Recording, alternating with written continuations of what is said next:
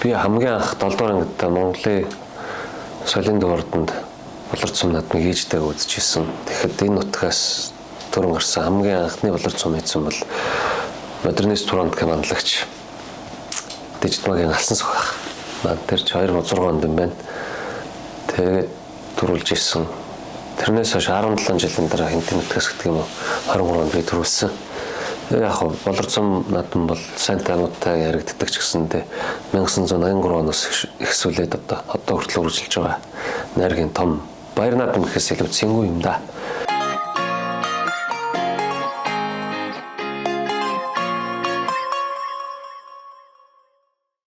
Хинтэн аймгийн Ундрахаа хотод өчтөр зохиолч уншигчдын уулзалт гэж Хинтэн аймгийн Чанмын нэрмжит нийтийн номын сангийн урлагаар ирж шинэ номынхаа дийцээс шүлэг 10 нарыг уншиж энтхийн хуугцал очоод ард ирэхтэй уулзалт хийсэн. Уулзалт маш сайхан болсон.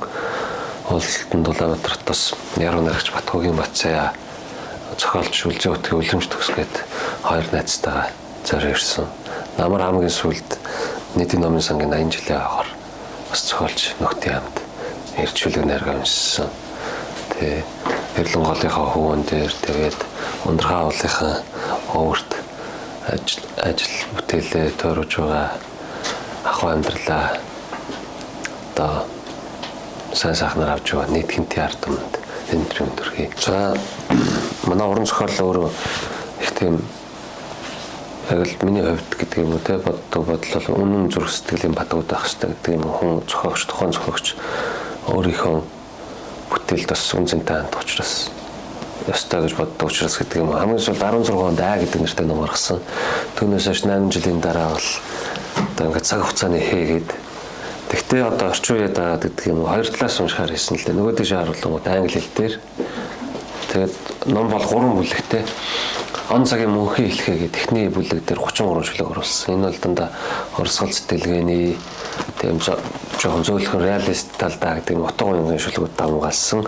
Хоёр дахь нь болохоор Цэжин доторх эрхтэн бүхэн нулимстай гэдэг дан хайрын шүлгүүдээс бүрдсэн 55 шүлэг шигшиж оруулсан.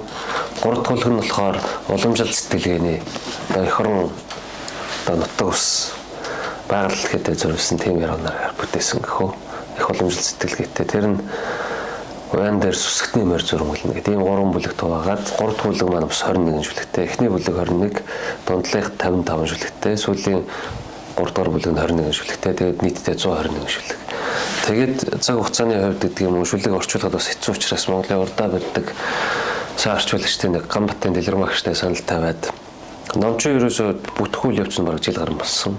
Шүлгүүдэд нэг 2 сар гарan нэгтэлж шивээд тэгээд 8 сарын хугацаанд Дэлгэрмагч маань орчуулад 3 бүлэгт хуваасан гэсэн 3 бүлэг маань бас Монголын үе цагийн одоо тэ 70-80 оны гол төлөөлөл 90-ад оноос гарч ирсэн гол төлөөлөл тэгээд 2010-ад оноос дүрс хурлын салбарт орж ирсэн 3 одоо бүтээлчийн бүтээлийг сонгож бүр зориулж зураг зурулж бүтээлд авсрахсан. Англи хэл дээр бас 3 бүлэгт мэдээж хуваагдаж байгаа орчуулагдж байгаа учраас тэр 3 бүлэг дээр орж байгаа зураг хүртэл бас 3 өөр цагийн зураач оролцсон нийт 8 9 өөртөө зохиогчдоор нийлээд 10 оны хөдөлмөрөөс бүтсэн гэдэг юм уу.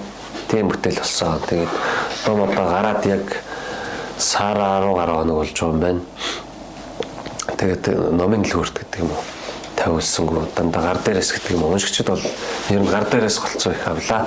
Манай Хинтэн аймагаас гадна өмнгийн шаргалгой бас нэг 7 өдрийн өмнө шинэ театр нэгдсэн. Тэндээ бас уншлага яруу наргийн маань зохион байгуулж тентэх одоо яруу нарыг сонирхчдтай уулзсан гэдэг юм уу. Тэгээ ихтэй сургуулиудын оюутан залуустай голцоо их урлагаар очиж шүлэг яруу наргаа сургууль дээр нь уншиж гэдэг юм уу. Ийм зөв тогтлоор одоо сүүлийн 1 сар 10 хоног дотор гар дээр ихний мянган ширхэг маань бараг гар дээрээс төслөд дөө.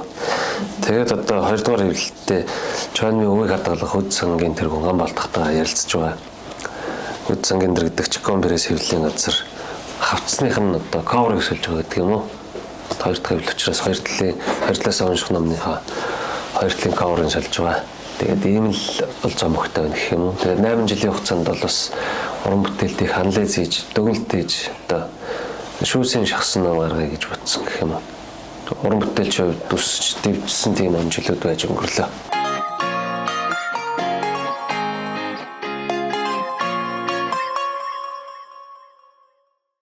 За манай Хинтэй аймагчин бол би хамгийн анх 7 дугаар ангид Монголын соёлын дуурданд болор цум наадмыг ээжтэйг үзчихсэн. Тэгэхэд энэ нутгаас төрөн гарсан хамгийн анхны болор цум хийсэн бол модернист туранд командлагч Дэжтмагийн алсан сох. Наад тэр 2006 онд юм байна. Тэгээд төрүүлж ирсэн. Тэрнээс хойш 17 жилийн дараа Хинтээ нутгаас гэдэг юм уу 23 онд би төрүүлсэн. Яг болор цум наадам бол сайн тааnuudтай яригддаг ч гэсэндээ 1983 оноос ихсүүлээд одоо хүртэл үргэлжилж байгаа. Найргийн том баяр наадам гэхээс илүү цэнгүү юм да.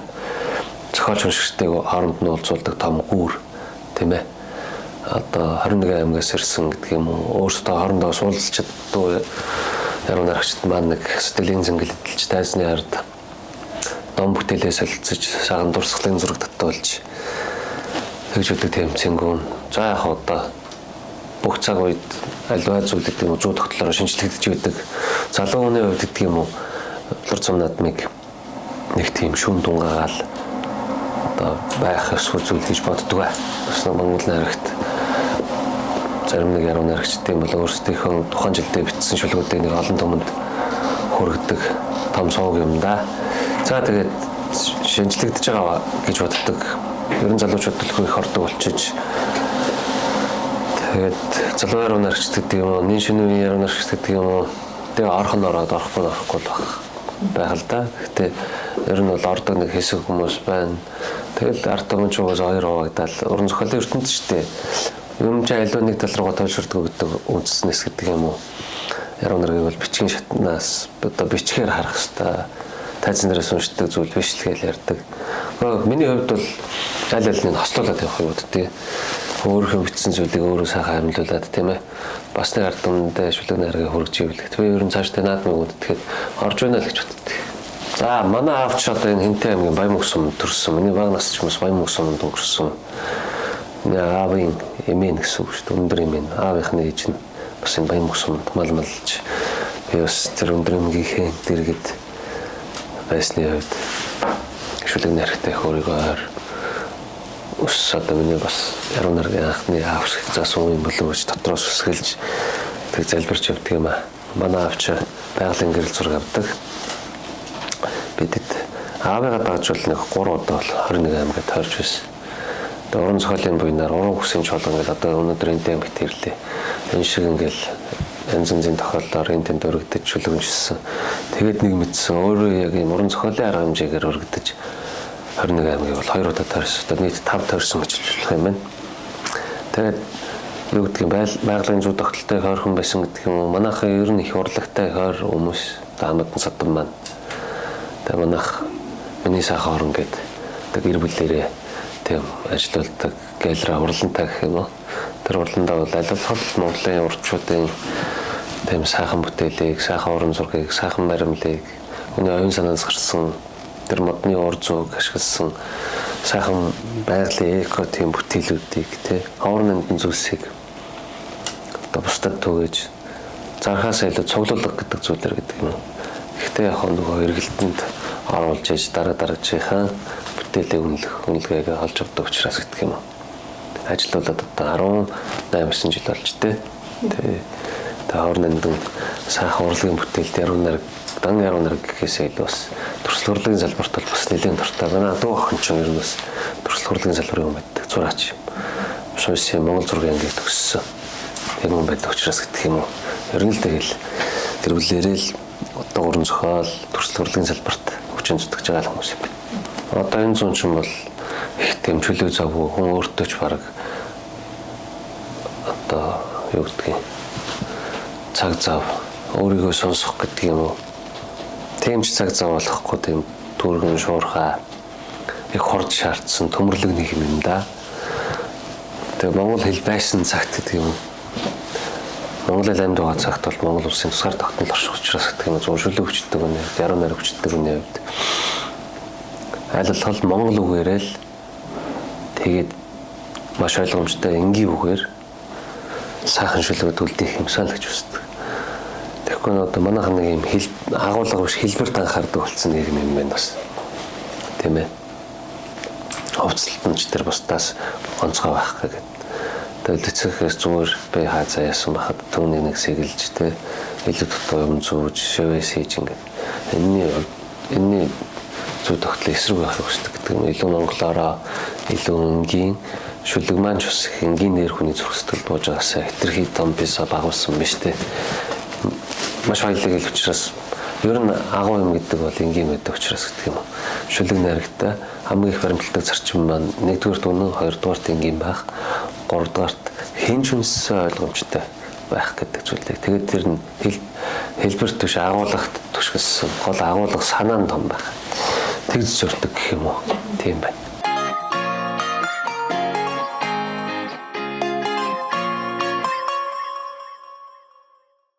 Багаас байгальтай одоо эмэг ихтэйгээ өөтөөгөө орох уссан гэдэг юм. Хүний чинь ер нь сайн ажиглах гэдэг манай яруу нарагч нар бол хэн л бага ахуу насаа тэ борлд эцүүдийн дэргэд өнгөрөөсөн нутаг устгаа их ойрхон өнгөрөөсөн байдаг. Тэр зүйл тогтол хүнийг тийм уйхан одоо ихрий мэдрэмтгий тэ сэрэл мэдрэмж өндөртэй болгох юм шиг. Тэгээд жоохон дүр байгаа бол шүлэг найраг бичих дуртай болдог гэдэг юм. Би өвдө эх орны хайрлах хайраа бол өндөр эмгээс авсан гэж боддог да. Одоо тэгэл тэр нүүдэл судлын үед тэр бороо сайхан цэвэрлээд арц хууч өнгөтүүлээд театр залбирал үлдэж байгаа энэ төр бол тэгэл баг наснаас одоо нөгөө өгөөрөө биш үйлдэлээр үзүүлсэн дадал учраас гэдэг юм уу. Тийм учраас эх орныг хайрлах ер нь эх орондоо хайргүй хүн гэж ер нь Монгол хүн гэж байхгүй. Ер нь хайрлагын хүн байсан ч гэсэн тийм байгальлыхтэй угаасаа зүү зөхсдөл харцах хэрэгтэй. Тийм учраас гэдэг юм уу хүний амьдрал мөнх бус учраас энэ байгаа амьдарч буйн цаг үедээ гэдэг юм уу. Ер нь тэгээд яруу наригч юм бярыг шанцыг шаардж байгаа зүйл угаасаа эх орны сэдв зөндөл олон юм сэдв байна. Тэгтээ миний хувьд эх орны сэдв их өргөн далаацтай бичгэд их одоо мэдлэг ур чадвар шаардна гэдэг юм уу. Тийм учраас илүү оюуныхаа шанцыг сорногддог үндэснээс юм уу. Их том зорилго тавиад нэг хайтахан нэг хүн болгон мэдчихдэг 2-3 хайтахан шүлэгтэй бичгийн санал гэл бодвол мөрөдөл явж байна да. Ер нь хайрын шүлэг хайр дурлалыг бичээгүй яруу нарагч дэлхий дээр нэгч байхгүй. Тэгээ өөрийнхөө хэмжээнд л бас л нөгөө түрүүний хэлсэн шиг энгийн тэгтээ үнэн өөр тохиолдсон зүйлээ гэдэг юм уу. Хайрын шүлгүүд тэр нэрсээр бичсэн. Тэгээд бүх л зүйл чинь нөгөө шинэ ингэдэг эрцэгт хужир сэйд байдаг гэдэг шиг тий. Яг хүн их сургуулийн оюутан ах цаг тэгээд 20-аад насны дийр үед бичсэн шүлгүүд энэ тэнд уншсан одоо ингээд бүх юм одоо 21-р зуун чинь одоо технологийн зуун учраас гэдэг юм уу. Видео ярилцлагууд бас энэ тэнд шүлэг уншиж хахад бичигдсэн одоо Монгол Улсын архивууд гэдэг юм уу эргэж гараад тэрийг бас шинэ залуугийн одоо зэч нэр шүү гэж байна шүү дээ. 2000 оноос хойш залуучууд гэдэг юм одоо л тэднээс чинь 20-25 насны хооронд яг нэг галаалын залуу насны учраас гэдэг юм уу илүү шүлгүүд маань тэр одоо үеийн залуучуудад нэлээ хурж гэдэг юм уу те ингээд буцаад тэр залуусын зүрх сэтгэл багчтайгаа гэрэлхийгээ асааж байгаа болов гэж би одоо боддгийн. Тэр нэг тийм өнгөрөөд ах зүйл биш. Ерөн зүгээр баярлдаг гэх юм уу? Ямар ч аливаа орон бүтээлч чи өөрийн бүтээл бас ард түмэнд хүрээд гэдэг юм уу? Шүлгүүд нь дараа үеийн шинэ залуучуудад хөрөхөр сайхан санагдана л да. Тэгээд цаашдаа ч бас биеийг хичээж өөрл сайхан шүлгүүд бичээл аж төрхийг хүсэж байна да. Тэр орон цаг руу явах гэх юм бол би хүн чинь тэгээд шууд сайн л бодол боллоо л да. За энэ манай Хинти аймаг бол их эзэн Чингис хааны хөлийг нутдаг. За тэгээ манай Хэрлэн доо нутаг зохиолын бүлэм гэж байгаа. Хэрлэн доо нутаг зохиолын бүлэм бол Хэрлэнголын Дэлгэран зүүнд байдаг Хэрлэн доо бол манай тий. Хэрлэн доо бол хүннэг үеийн маш олон хэрэгсүр болж байгаа. Тэгэхээр сая Хэрлэн доо бол маань санаанд орсон учраас гэдэг юм. Тэр яг Хэрлэн доноос татгалагдж байгаа хэрэгсүр хүннэг үеийн хаадтай тий. Тэр хүннэг үед л очих юм да. тэр орон зайгаар нэг аялж үзсэн. Хэрвээ цаг хугацаа уурж болоод нэг өөр орчил дээр очих юм бол та тэгж асуулаа шүү дээ, тий. Тэгж л бодож юм да.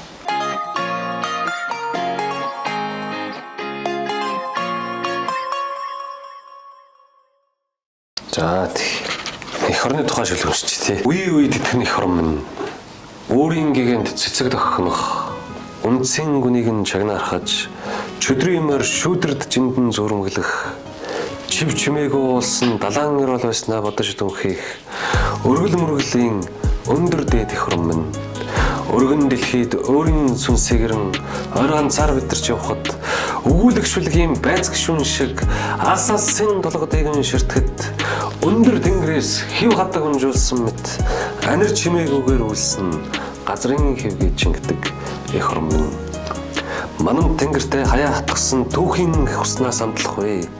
Наранд цогссон амьдрсын болготон саранд сэргэсэн нууцлаг ертөнцөө бугайсан санааны огторгууд ээл дулаан илчээд үгэхтэй намрын хонгор зэрэглэндээ унаг эрхлүүлж наадсан эх орн минь хурд тайсан хээлтэй үе шиг ертөнцийн хэвлийн хүүсэн дүрлдэхтэй ер улсын түмэн загас жаахаг сая живан гэртээ салмаатал суйрлдуулан сэлүүлж сансар огторгой нууцыг гүндээ онсолсон эх орн минь хөөндөө уратгаж байгаа юм шиг тогрууд нь ирэхэд зүрж утсан учирлын сэжүүрт гац тойрон гугнах хотгоны зөөлөн бөмбөрөх нулимсыг салхиараа арчихтаа будрагн нүүрч алхах бүхтрэг мэгний сэтгэлийг өмцөөлж бүр эртэн эртэд иврээ буган нэтгээд явуулсан гинэн тэмээний нулимс эх орн минь нараа үдсэн ай хөвчийн цорхоод нэралах гэрэл шиг саранд сэргэсэн нууцлаг ертөнцөн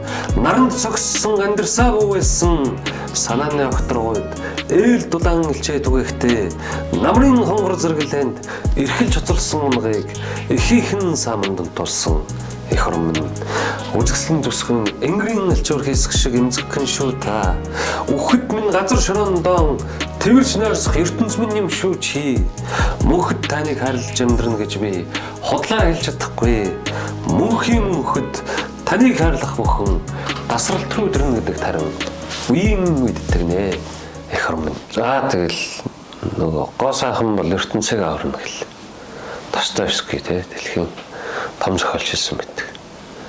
Тэгэл эргэл харангуут ч одоо энэ Апрес Мончмерго гэсэн тий алдартай ишлэлүүд хайрын тухай ойлголтоо дандаа ер нь бол тийм яруу найрагчдаас сэтгэгчдээс философчдоос дөрөн гарсан байдаг. Тэгэл олон хүмүүс хайрыг янз янзаар илэрхийлсэн гэдэг юм уу. Ер нь тэгэл өөрөө их өргөн далаацтай том сэдв учраас бол бас энэ асуулт бол хүнд юм. Тэгээд өөрөө залуу хүн байж ийж нэг бусдад сургасан юм шиг тий. Яг шүлэг найрагдаал Монгол эмэгтэй хүнийг тэгээд яруу найрагч хэрэгтэй хүний хувьд гэдэг юм уу. Шүлэг найргараал зурж дүрсэлж өнгө буддгийг тааруулж үлдээх хүсдэг дээ. Тэгээд эмэгтэй хүн надад зүгээр л яагаад ч юм доторлдог санагдчих нэг хитрхэн ухаантай аваад хэрэггүй байх гэж хэлдэг дөө. Зүгээр угаасаа тийм эрхлэх хотод төрс учраас гэдэг юм уу.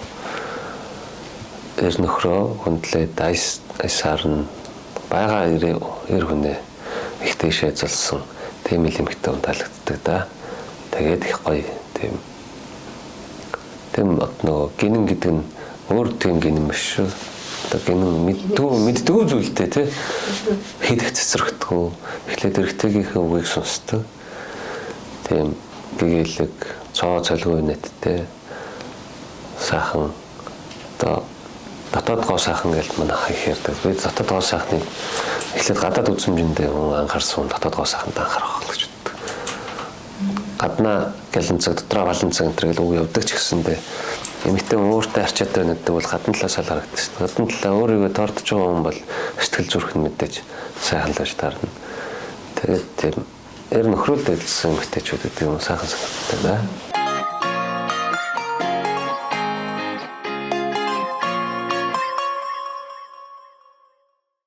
Яа манай орон зохиол тэгэл шүүм судлал байж ижил хөгж штэ. Шүүмжийг аль болох эргэрүүлж өгсөн.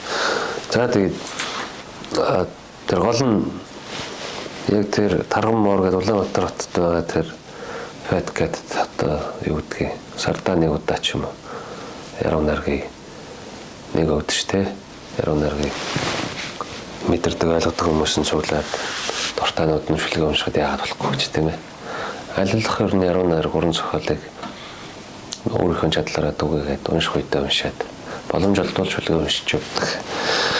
Тэрэн дээр яг энэ тэмдгэл одоо харагдах үзэгдэх тэргээд дан ганц над руу дараагүй ерөнхийдөө тэр чинь нийтлэл шүүмж ихээсээ илүү нэг хойвны харгуун зөв жоохон атаархалж дөрхөлөгдөж юм уу тийм л ингээ стайл зүйл санагдсан шүү дээ. Тэгээд тэр болгон дээр нэг ингээ диих зүгээд юм уу те намайг ингээ өвччлээ чийдэд яасан гэж дэгж үчтэй ингэж үчтэй энэ төргээд тэгж болохгүй л бол та. Яг гоо тэр битсэн нийтлэлч хүүхдийг бол судлаад үзсэн Мосевт цоглон ангийг төгссөн төгсөөд удаагүй одоо бас нэг Монголын том хэвлэлийн компанид орчуулагч редактор хийж байгаа тийм бүсгүй байлаа. Яг хоо тэр бүсгүй хэлснээр л бараг одоо микрофоноо тавь шүлгээ бараг бичээд ирэхгүй хаана л юм битцээ тий. Хүний үгээр одоо өөртөө үг хийгээд тэрэнд гутраад гунаад байвал яруу найрагч болж төрсний одоо хэрэг байгаа ч үгүй ч үү тийм үгэнд няцчихвэл харин бараг үзүүрж байгаа гараа тасцсан дээр ахлах чадж байна да. За тэгээд одоо хаврын өөр бол орж байна. Тэ Монгол орны 408 зохиост газар хэсэж одоо гол гарах булаг шанд маань ориглон бүлэглэж ичгсэд бүгд жинээсээ гарах тийм 97-ны цаг айс байна да. Тэгээд тэр дундаа Энтэй аймагт маань энэ жил налгар сайхан үйл болох шүү боллоо. Тэгээд энэ хаврын урт төтрүүдэд малчин ард түмэн Энтэй нутгийн зоолон минь хатараа дөрөн хан оргон хан яман одоо тэ орголж ишгэлж талаараа дүүрэн гүү болгон нуналж өхөр болгон одоо сайхан үд төмөр өссөн урчиж тэмээ болгон одоо хан хэмтэй нуравшгэ одоо бүх зогдор нь тарах дэвэрэхтэй босоо гэж ингээд хаврын тэрхэн сартаа цолгож багасаа гэж хүсэж байна. Тэгэл одоо ордон мөртийн хөлгийн нутдаг хүчтэй хөлгийн нутдаг их олон сайхан яруу найрагчдын хөлгийн нутдаг. Тэгээд цаашдаа энэ нутгаас Монголын үеийн алдар цуутнууд бүдсрах сайлагч яруу байна.